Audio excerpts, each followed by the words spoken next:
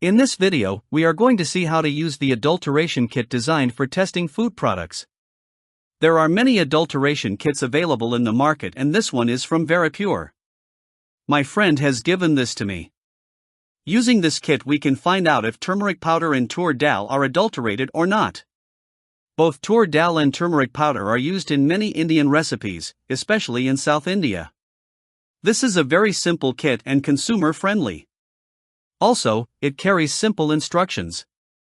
Anyone can use this kit and it is quite easy to use. This kit contains 2 plastic tubes with cap. They contain reagent which is used to detect the presence of metanyl yellow.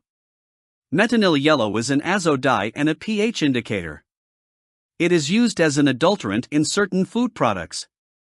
Ingestion of metanyl yellow affects the nervous system and liver. Therefore, using metanyl yellow in food items is strictly prohibited. Also, this kit contains an instruction sheet. It says how to test Toor dal and turmeric powder using this kit. Instructions are printed on the kit as well. This kit cannot be used more than once.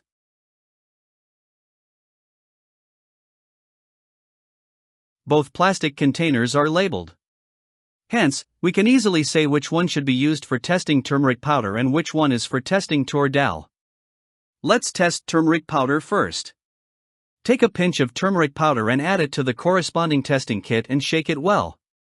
If it remains yellow, we can confirm that the turmeric powder is unadulterated. If your turmeric powder contains metanyl yellow, it will turn pink or magenta. The same is with Toor dal. The color change happens if the pH range is from 1.2 to 3.2 from red to yellow. It shows that the color change happens only under strong acidic conditions. Whatever reagent you are using, its pH must be below 3.2.